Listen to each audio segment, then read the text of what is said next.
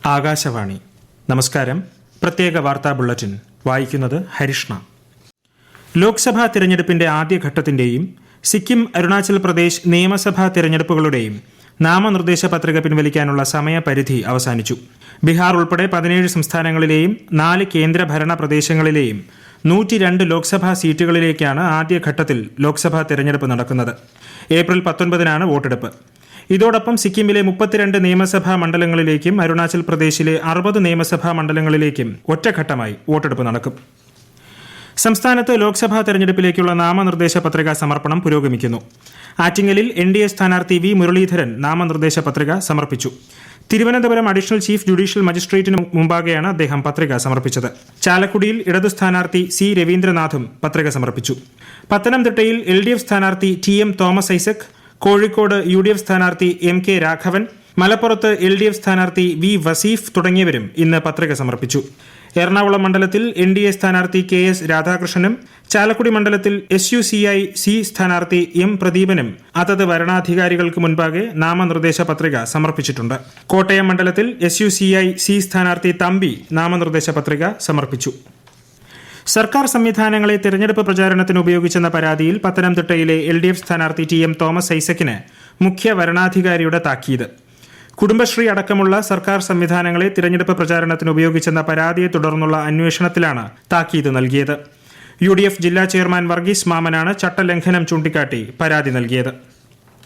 ജാർഖണ്ഡിൽ ലോക്സഭാ തെരഞ്ഞെടുപ്പിനുള്ള CPI-ML സ്ഥാനാർത്ഥിയെ പ്രഖ്യാപിച്ചു.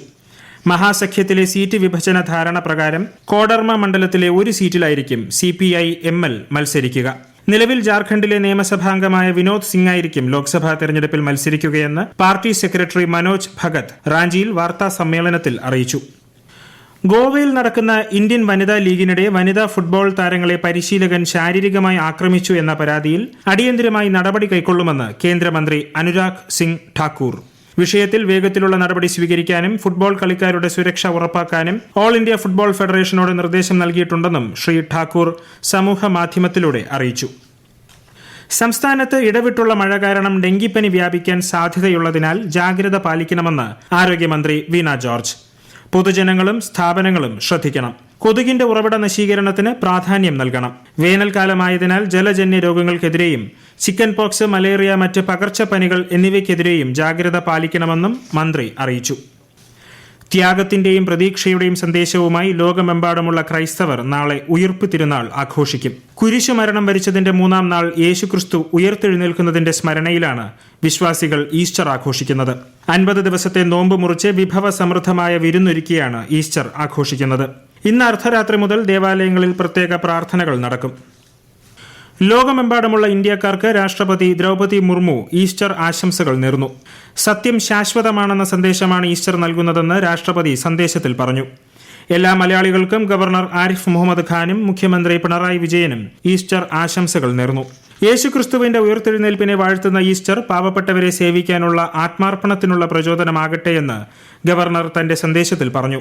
പ്രതിബന്ധങ്ങളെയും അടിച്ചമർത്തലുകളെയും അതിജീവിച്ച് സ്നേഹത്തിന്റെയും കരുണയുടെയും മൂല്യങ്ങൾ ശോഭിക്കുമെന്ന പ്രത്യാശയുടെ സന്ദേശമാണ് ഈസ്റ്റർ മുന്നോട്ട് വയ്ക്കുന്നതെന്ന് മുഖ്യമന്ത്രി പറഞ്ഞു. ഇന്ന് ഫ്ലോറിഡയിൽ നടക്കുന്ന മയാമി ഓപ്പൺ ടെന്നീസ് പുരുഷ ഡബിൾസ് ഫൈനൽ മത്സരത്തിൽ രോഹൻ ബൊപ്പണ്ണ, മാത്യു എബ്ഡൻ എന്നിവരുൾപ്പെട്ട ഇന്ത്യ-ഓസ്ട്രേലിയ സഖ്യം അമേരിക്കയുടെ ഓസ്റ്റിൻ ക്രാജിസെക്, ക്രൊയേഷ്യയുടെ ഇവാൻ ഡോഡിക് സഖ്യത്തെ നേരിടും. വ്യാഴാഴ്ച നടന്ന സെമിയിൽ സ്പെയിൻ അർജന്റീന സഖ്യത്തെ പരാജയപ്പെടുത്തിയാണ് ഇൻഡോ-ഓസ്ട്രേലിയൻ സഖ്യം ഫൈനലിലെത്തിയത്. IPL ക്രിക്കറ്റിൽ ടോസ് നേടിയ ലക്നൌ സൂപ്പർ ജയന്റ്സ് പഞ്ചാബ് കിങ്സിനെതിരെ ബാറ്റിംഗ് തിരഞ്ഞെടുത്തു. ലക്നൌവിലെ അടൽ ബിഹാരി വാജ്പേയി ഏക്ന സ്റ്റേഡിയത്തിലാണ് മത്സരം. കോഴിക്കോട് ഫിഷറീസ് മറൈൻ എൻഫോഴ്സ്മെന്റ് വിഭാഗം നടത്തിയ കടൽ പട്രോളിംഗിൽ ബേപ്പൂർ സ്വദേശിയുടെ ഉടമസ്ഥതയിലുള്ള അൽ ഖമർ എന്ന ബോട്ട് കസ്റ്റഡിയിലെടുത്തു.